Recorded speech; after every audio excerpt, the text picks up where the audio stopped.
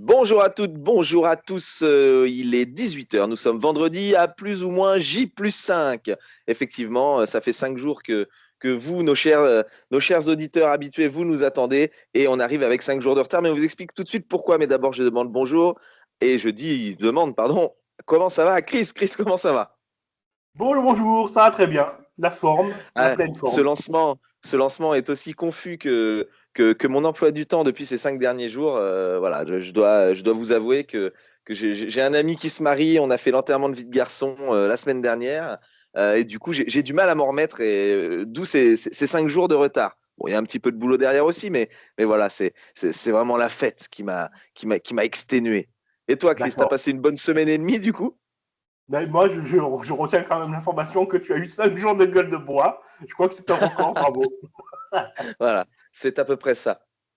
Alors, on va parler en tout premier lieu d'une série qui est sortie il n'y a pas longtemps sur Netflix, la série Fiasco, en espérant que ça ne nous porte pas malheur pour notre propre émission.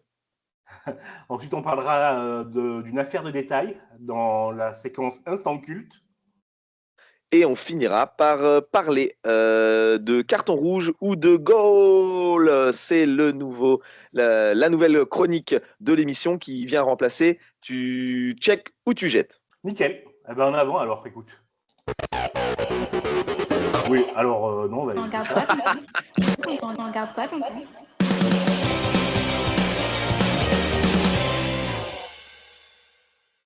Fiasco, la nouvelle série sur Netflix avec Pierre Ninet et Igor Gottesman. Eh ben écoute, Chris, qu'est-ce que t'en penses de cette série? Alors, je ne l'aime pas. Donc, comme ça, on va être très clair. Je me suis fait. C'est c'est euh, d'entrée cash. voilà, ouais. Vraiment, vraiment mal joué. Rien que le début. Tu sens les ficelles pour nous retenir devant l'écran. Et c'est gâché par la toute dernière image de Pierre Ninet qui dit on m'a piégé et vous voulez savoir qui c'est. Mais en mode tout ça, c'est une vaste fumisterie. Et ben oui, c'est une vaste fumisterie. Euh, donc pour récapituler, je n'ai peut-être pas été clair, mais à un moment donné, donc, on voit quelques images en teasing du tournage qui est une catastrophe. Donc, ils sont en train de tourner un film. On comprend qu'on va regarder le making-of de ce fiasco, d'où le titre. Et puis, on voit Pierre Ninet, qui est censé être le réalisateur du film, et qui nous dit j'ai été piégé, est-ce que vous voulez savoir par qui? Et là, la série commence. Mais il le dit tellement en mode on est tellement proches, vous et moi, enfin, on sort carrément du truc, mais c'est pas le plus grave. Hein. Là c'est vraiment un détail. Je te laisse reprendre la parole. Alors, moi, pour corroborer un peu tes paroles, très déçu par la série hein, qui, pour moi, porte un peu bien son nom, Fiasco. Alors, elle débute comme un fiasco, mais vraiment un vrai fiasco. Et je trouve que plus on avance dans la série, et enfin, moins pire c'est, jusqu'à arriver au dénouement final, bon, qui est d'une simplicité extrême. Donc voilà, c'est une série qui va être difficile de retenir, très décevant de la part du réalisateur Igor Gottesman, excellent réalisateur de Five, de la série Family Business, et qui là du coup c'est un peu fait happer. Alors le pitch de départ pas trop mauvais, hein, je vous lance un peu le pitch. Voilà, c'est l'histoire d'un réalisateur qui effectivement fait son making of sur un film centré sur la vie de sa grand-mère pendant la Seconde Guerre mondiale. Et en fait, toutes les parties de sa réalisation dans le film vont être un fiasco dû à l'inexpertise de certains, à la maladresse de d'autres. Voilà. Donc, le pitch de départ, moi, c'est quelque chose qui me hypait quand même pas mal. Et le truc que j'ai trouvé très dérangeant dans le film, c'est qu'en fait, c'est un peu surfait, un peu surjoué, comme tu disais, mais c'est surtout très, très malaisant. C'est-à-dire que les moments, les gags très comiques qu'ils veulent faire passer pour comiques, en fait, deviennent très malaisants. Ouais, tout le passage sur le buzz et sur MeToo, c'est à jeter, quoi. C'est à jeter. Que tu fasses ça encore en 2024 en imaginant que c'est subversif ou que tu vas emporter l'adhésion du spectateur avec un gros clin d'œil, enfin, moi, je trouve ça minable. Mais la série, elle a quand même un point important qu'il faut souligner. et elle montre la dégueulasserie du milieu du cinéma. Exactement. Et pour ça, on peut dire que c'est intéressant. Elle est intéressante pour ça, la série. Et le jour où enfin quelqu'un, et bon, ils ne peuvent pas le faire, hein, bien sûr, montrera la dégueulasserie de ce milieu, du milieu du cinéma, là, on aura quelque chose d'important. Mais c'est une série qui ne va pas au bout de ce qu'elle veut montrer, de ce qu'elle veut faire. Non, non, je dis exactement, ça survole un petit peu tout ça sans réellement rentrer dans les détails. Et du coup, pour contrer le manque de détails qu'ils peuvent donner, comme tu disais, eh ben, ils vont dans du gag pardon, extrême et qui est très malaisant, je me répète. Ouais, voilà, tu as parfaitement résumé. Et moi, je vais faire une boucle avec ce que je disais dans une des premières émissions de Et alors, comme là, on est dans une des dernières de la saison. Je conseille vraiment sur le milieu du cinéma les 2 romans de Caroline Bongrand. Je vous conseille Pitch et Eiffel et moi. Donc, Pitch, c'est un peu la version comique de comment elle est partie aux États-Unis pour devenir scénariste. Et Eiffel et moi, c'est un livre effrayant, écrit sur le mode de l'humour, mais qui donne la chair de poule temps. C'est horrible tout ce qu'elle raconte. Elle raconte comment elle a eu l'idée du scénario du film Eiffel, qui a 2-3 ans maintenant, ou peut-être 4, et comment tout le monde a tenté de la déposséder de ce roman, de la mettre plus bas que terre pour récupérer son idée de génie à leur compte. C'est un roman qui parle de la dégueulasserie du cinéma et qu'il faut avoir lu, surtout si vous voulez en faire, quoi. Regardez où vous mettez les pieds, tous les enculés. Est-ce que je couperai ça? Je n'en suis pas sûr. Oui, parce on peut pas dire tout, c'est faire une généralité qui n'est pas bonne à prendre, surtout dans ces temps si sombres que nous traversons. Non, donc Voilà. une série vraiment, une série fiasco en deçà des capacités d'Igor Gottesman et Pierre Ninet. Très étonnant de la part de Pierre Ninet qui pour moi la bascule trop dans l'absurde alors que c'est pas un mec du tout absurde et qui est très bon dans ce qu'il fait, même quand il frôle le côté comique absurde, je trouve. Là, il va un peu trop, ça va un peu trop loin. Moi, je retiendrai quand même. Moi, j'ai pour moi, enfin pas révélation parce que l'un des deux est déjà très bon. C'est Pascal Delomont qui joue Jean-Marc Torosi, qui est le producteur du film de Pierre Ninet, que je trouve excellent dans son rôle et vraiment très bon dans toutes les scènes. Et lui, même quand il bascule dans l'absurde, eh ben, il le fait tellement bien qu'on rigole à chaque fois. Et je tiens à saluer donc, du coup, celle qui joue la stagiaire, Gabrielle, Juliette Gasquet. Et du coup, qui est étonnante dans son rôle et qui joue vraiment, pour moi, à la perfection. Et ce sont voilà, les 2 petites étoiles qui brillent, en tout cas, à travers tout ce fiasco. Eh bien, nickel. On passe. Moi, j'ai rien d'autre à dire. On passe à la suite. Eh ben, écoute, je te propose de passer à la suite. Donc, Fiasco, quand même, on le rappelle, disponible sur Netflix. Et voilà, si vous voulez aller vous faire votre propre avis, pardon, n'hésitez pas. Dame, je n'écrirai rien sur ce film, c'est une merde. Oh, il y a des échos maintenant. Ah, on est dans l'écho en ce moment. L'instant culte avec un film qui s'appelle Une affaire de détail. Est-ce que tu peux nous faire le pitch pendant que je vérifie qui a filmé, qui est le réalisateur de ce film? Oui, le pitch, une affaire de détail, donc un film disponible sur Netflix et qui monte petit à petit depuis ces dernières années. Donc, je suis tombé dessus par hasard et j'ai voulu le faire découvrir à Chris. Et je savais qu'on n'allait pas être forcément d'accord. Voilà, bon, je vous pitch un peu le film. C'est l'histoire d'un ancien flic joué par Denzel Washington qui revient au commissariat central, lui qui était parti shérif dans un petit état à côté et qui rencontre l'inspecteur qui a pris sa place, Rami Malek, et ils se retrouvent tous les deux à enquêter sur une série de meurtres. Voilà, il y a pour moi un casting 3 étoiles, donc Denzel Washington, Rami Malek et Jared Leto, très étonnant dans son rôle de personne un peu floue. Bon, alors là, j'ai beaucoup de choses à dire et je vais commencer par Jared Leto. Mais Jared Leto, c'est non. Jared Leto, c'est le Zack Snyder des acteurs. C'est Non. une baudruche. Il a fait un film bien par un hasard inespéré il nous refait la même sauce à tous les films. C'est insupportable. Il n'y a pas de bon film avec Jared Leto, c'est pas possible. Il était Tu es minable mauvais. bon, tout le monde était minable dans Suicide Squad, mais lui particulièrement avec son Joker de merde. Dans le truc de Marvel, je sais plus quoi là, je sais plus qui joue Morbius. C'était infernal sa prestation dans le film et hors du film. On pourra en reparler, mais je n'aime pas les ragots. Est-ce qu'il Mister a fait un bon Nobody. film à part son premier, dis-moi?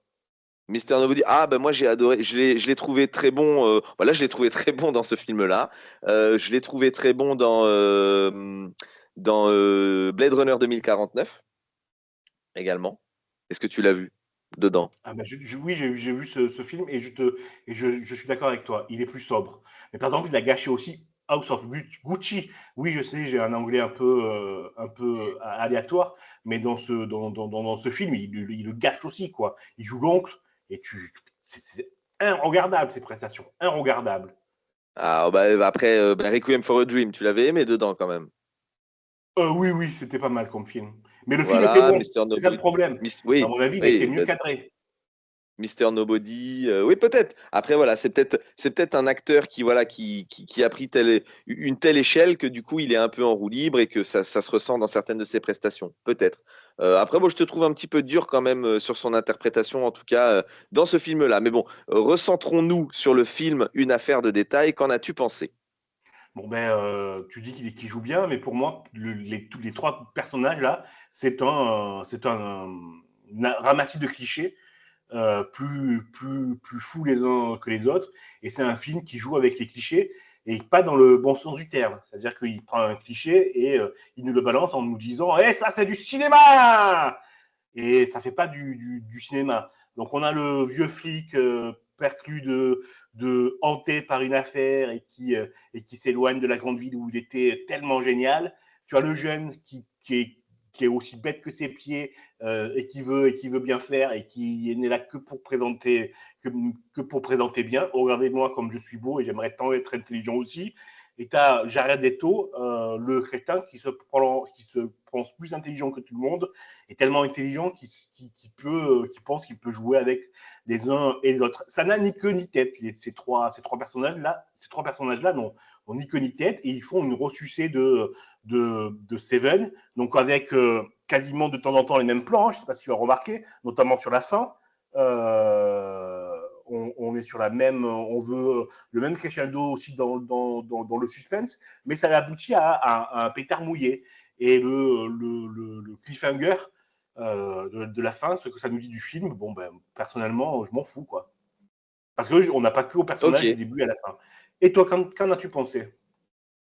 Eh ben moi, c'est tout l'inverse. Tu vois, j'ai trouvé. Alors, je suis d'accord avec toi que les personnages sont des clichés instaurés dans un cadre et une époque, mais je trouve que justement, ces clichés-là sont mis à mal par la découverte en fait de leur histoire, de leur vie de famille ou de leur passé. Voilà. Et tous les personnages en fait arrivent un peu comme des antithèses de leur propre personnage qu'ils interprètent au début du film. Et j'ai trouvé ça vraiment superbe. Moi, le cliffhanger, je l'ai adoré.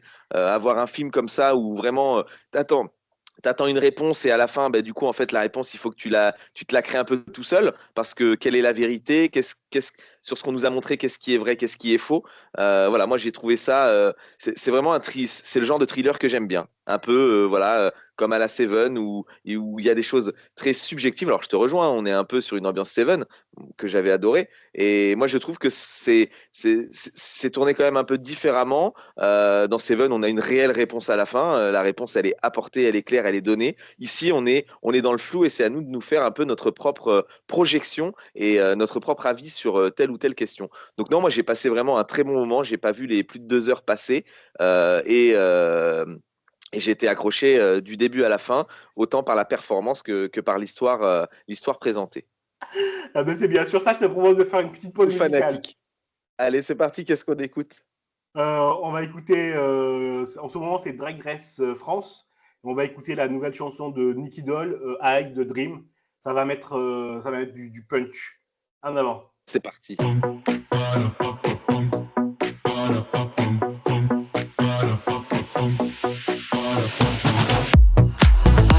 dream. I was a lonely, just wanna keep up, ba-da-ba-boom. I had a dream, I wasn't sorry. No one to tell me, but oh. Quand je passe de l'ombre à la lumière, alors c'est vos yeux qui me donnent vie. Quand je rentre sur scène, je me libère. Parole, parole, parole. Parole, parole, parole. Parole, parole, parole. Parole, parole, parole. Parole, parole, parole.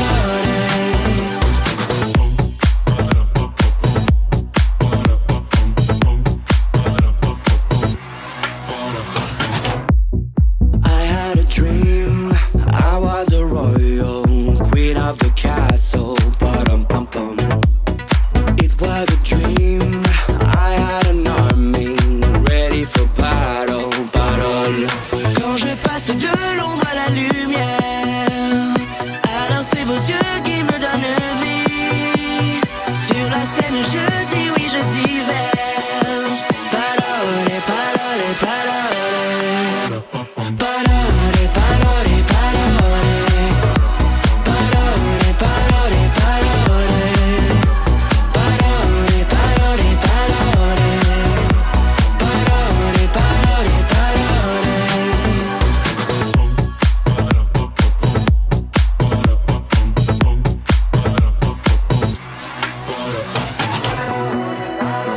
Je veux continuer à danser, vivre libre dans un monde, tant que l'amour fait rêver. Parole, parole, parole, parole. Continuer à danser, parole, parole, vivre libre dans un monde, parole, parole, parole. Que l'amour fait rêver.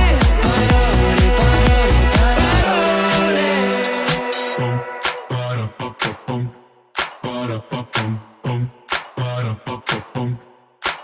parole. Je suis très sensible que vous soyez tous attentifs à la vie de ce jeune garçon, mais quand il y a faute au football, il y a carton rouge.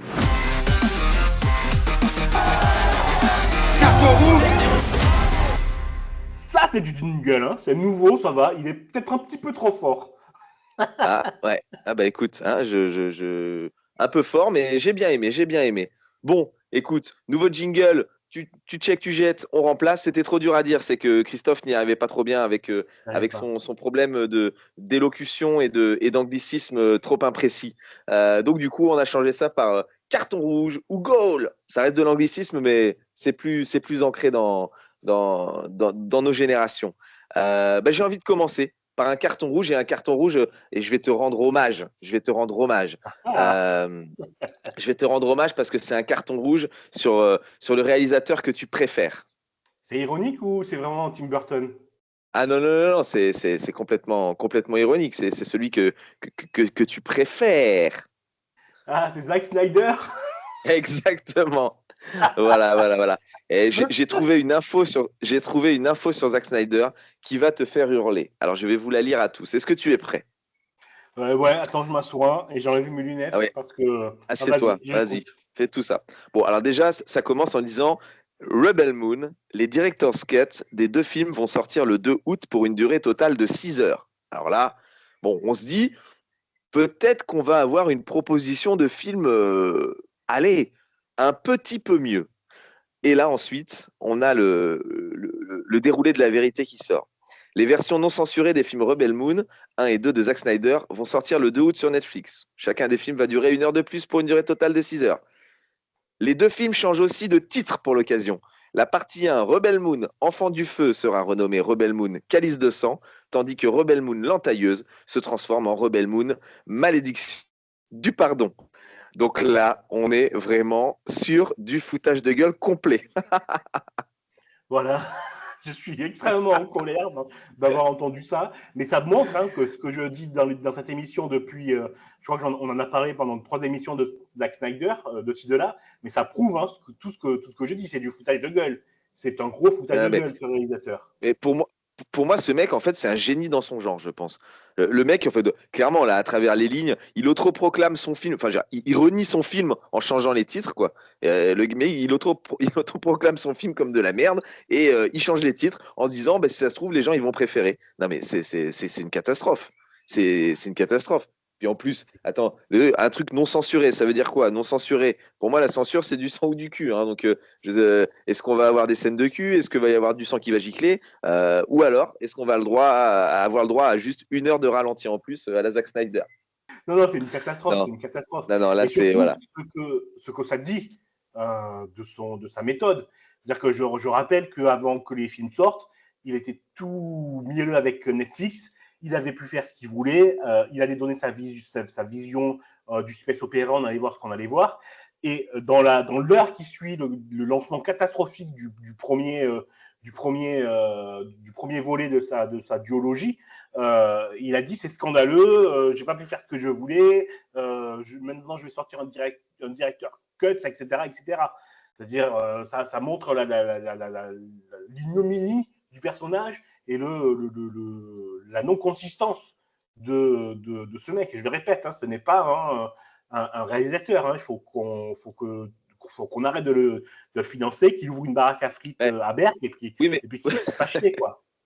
Non, mais c'est ça que je comprends pas. Tu vois, tu viens de mettre les mots. Enfin, ce mec continue à trouver du financement. Là, son director's cut, une fois de plus, il sort sur Netflix. Donc, Netflix finance ce rajout d'1 heure, ce changement de titre, cette promotion supplémentaire qui va être faite. Donc, j'ai envie de me dire, mais pourquoi? Enfin, est-ce que les gens sont trop bêtes pour ouvrir les yeux? Est-ce qu'il a quand même un certain monopole sur quelque chose? Je ne sais pas, je trouve ça quand même je trouve ça fou, en fait.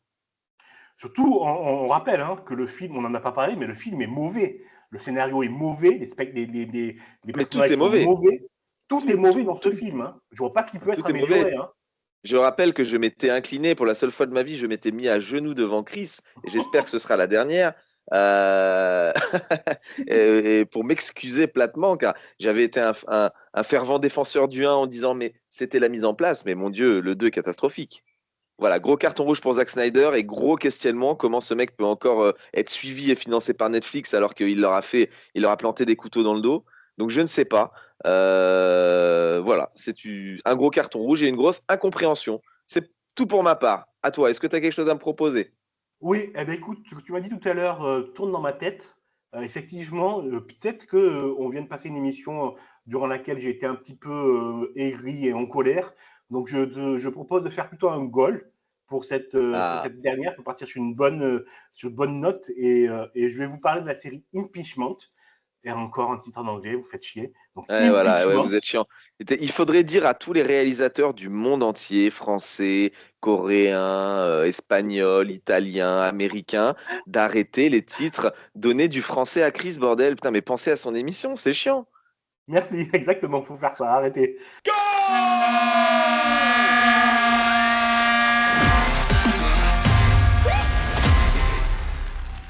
Donc c'est une série qui raconte quoi d'ailleurs? Qui raconte Monica Lewinsky et Bill Clinton.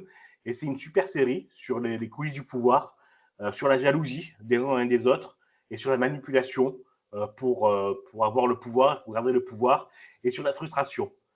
C'est une série que je ne peux rien dire de plus. C'est vraiment, même si vous n'aimez pas la politique, je pense que ça peut vous intéresser. C'est vraiment une bonne série. Une bonne série, ouais. T'es coupé, une bonne série Non, je disais une bonne série politique et de manipulation, comme on sait le faire à la House of Cards. Ouais, mais j'ai préféré Impeachment que House of Cards. House of Cards, ça te délite d'épisode en épisode. Et puis, il y a des grosses ficelles séries policières américaines dans House of Cards quand même. Là, on est vraiment sur une dissection de l'appareil politique des États-Unis. C'est vraiment une super série. Ok. Et Impeachment, disponible sur quelle plateforme? Je n'en sais rien. Allez voir Google. Ok, merci pour ce travail et voilà cette recherche. Heureusement qu'on l'a pas fait il y a 5 jours, hein, ça aurait été pire que ça. T'aurais pu le nom, je pense. J'aurais dû avoir fait une série. Allez la voir. Voilà.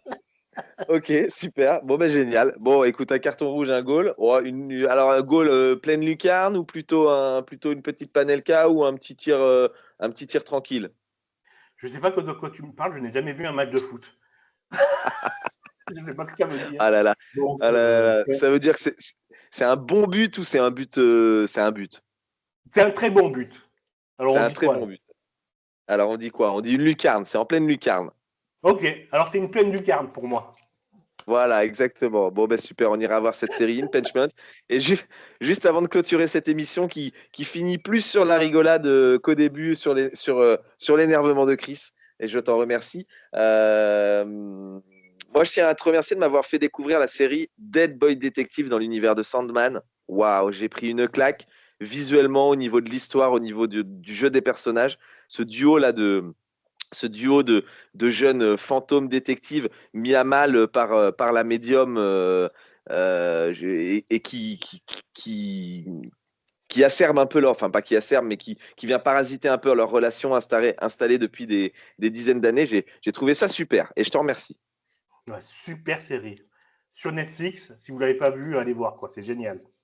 Voilà, donc en résumé, Fiasco, on va se faire son avis, une affaire de détail, c'est un bon film ou un film horrible selon vos préférences. Et finalement, voilà, on va avoir Impeachment, on va avoir Dead Boy Detective et surtout, on crache à la gueule de Zack Snyder. Voilà, on peut Oui. clôturer l'émission?